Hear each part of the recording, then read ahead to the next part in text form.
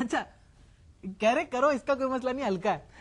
اور اب چلتے ہیں اپنے انٹرنیشنل اسٹوڈیوز جہاں پہ طارق عزیز موجود ہے ہمارے بیورو چیف کے ساتھ.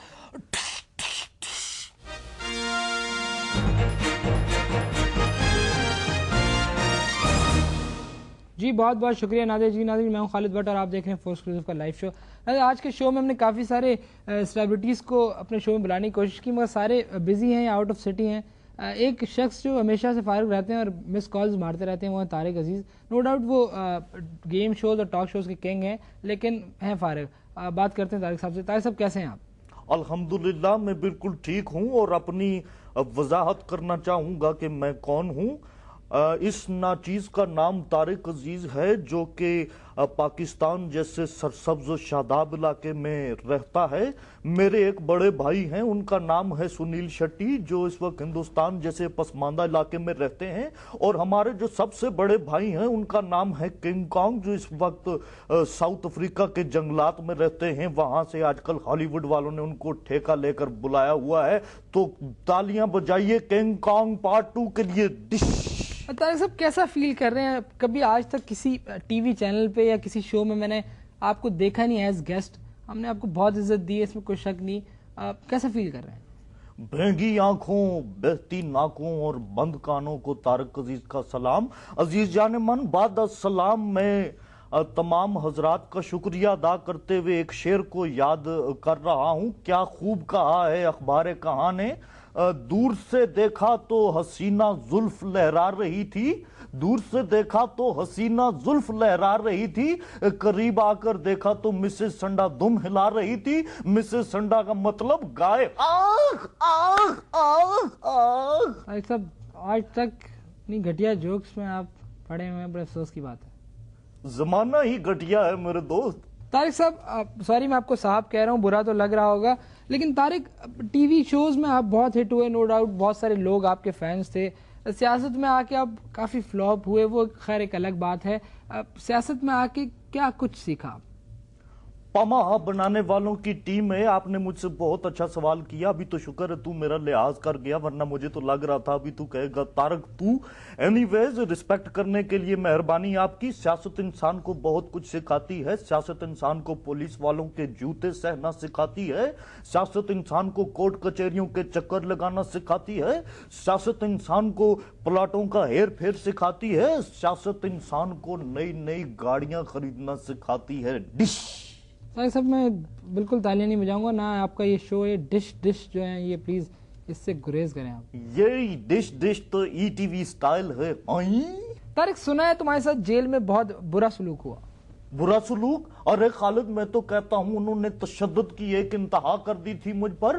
ظالم پولیس والے میرے منہ میں کچی گندم ڈالتے تھے اور پھر اس کے بعد میرے پیٹ پہ مکے مار مار کے میرے منہ سے آٹا نکالتے تھے اور پھر کہتے تھے اب اس آٹے کی روٹیاں پکا کر ہمیں کھلا. میں کہاں سے کھلاتا انہیں روٹی. اس کے بعد پھر مجھے کہتے تھے ہم 2 پولیس والوں کی ہے ٹیم اے اور ان 2 پولیس والوں کی ہے ٹیم بی. چلو اب ہم سے سوال کرو اور ہمیں اگر تم نے یہاں پہ کلیکٹرا نہ دیا تو پھر اپنا انجام دیکھ لینا. خالد میں انہیں کہاں سے جیل میں کلیکٹرا لا کر دیکھتا. ظلم کی انتہا آپ یہاں سے چیک کریں کہ جس دن میں جیل سے ڈسچارج ہو رہا تھا تو اس بندے نے مجھ سے میرا نام پوچھا جی کون. میں نے کہا انور مقصود. خالد میں تو اپنا نام تک بھول گیا تھا. طارق تم سے تھوڑا سے سیاسی سوالات کروں گا. آف کورس تم نے ایک پیریڈ سیاست میں گزارا اور تمہیں ایم این اے بنایا گیا. یہ جو نارتھ کوریا نے ایٹمی دھماکے کیے ہیں، امریکہ کو اس کو کنڈیم کرنا چاہیے یا اس کو کس طرح لینا چاہیے؟ ہرگز نہیں میرے دوست.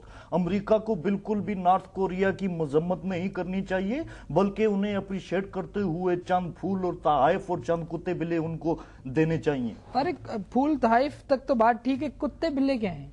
ارے یہ نارتھ کوریا والے کتے بلے شوق سے کھاتے ہیں، آپ کو پتا نہیں؟ اور کیا خوب اس موقع پہ شاعر کہتا ہے ان کتوں کے ساتھ دوستی اچھی نہیں طارق، کچا ہے مکان تیرا کچھ تو خیال کر. آخ آخ ڈش. اچھا طارق تم نے ہمیشہ اپنے شوز میں لوگوں کو پھول اور تحائف دیے ہیں، جب ان کو تم دے دیتے تھے تو پیچھے سے ایک اشارہ کرتے تھے، تم اس کا کیا مطلب تھا؟ ارے وہ اشارہ یہ والا تھا، یہ میں خوشی میں کرتا تھا اور اس کے پیچھے وجہ یہ تھی ہمیشہ ناقص پیس किसी भी कंपनी के मेरे पास आया करते थे मेरे प्रोग्राम में, और वो हमें ये कहते थे ये पीस किसी तरह निकालो, ये खराब पीस है। हर पीस पर मेरा एक कमीशन था 10% का, यानी कि 10-12 रुपए जो उस जमाने में बनते थे वो मुझे मिलते थे। तो वो जो मैं खुशी से हाथ उठाता था, इसका मतलब ये होता था एक और को चूना लग गया। तारिक, तुम्हें यहाँ इंटरप्ट करूंगा। यूके से एक कॉल मौजूद है, काफी देर से हम ट्राई कर रहे थे, कोई कॉल कर ही नहीं रहा इनको। यूके से कॉल मौजूद है जी। कौन साहब, और क्या कहना चाहते हैं? जी मियाँ साहब, और वही पुरानी बात करना चाहते हैं। और अल्लाह ताला के फजलो करम से हम आवाज होके बताओ, मोटरवे किसने बनाई? अरे आपने बनाई। तारक भाई, आपके साथ मिलके फजे के पाए किसने खाए? अरे आपने खाए। और शहबाज ने धोखा किसको दिया? आपको दिया। तारिक, अल्लाह को हाजिर नाजिर जान के बताए, एटमी धमाके किसने मियां किए? साहब, आपने हमें कॉल क्यों की है? खालिद भट्ट, अल्लाह ताला के फजलो करम से मैं तो माफी मांगकर बाहर आ गया था, पर इस तारके से ये पूछो ये कैसे बाहर निकला, ये तो अंदर ही खड़ीच हो जाता। आह, आह, आह, आह, आह। आज तक ये सोच में पड़े हुए हैं कि मैं बाहर कैसे निकला, ये तो अपनी तरफ से मुझे फंसा कर चले गए थे।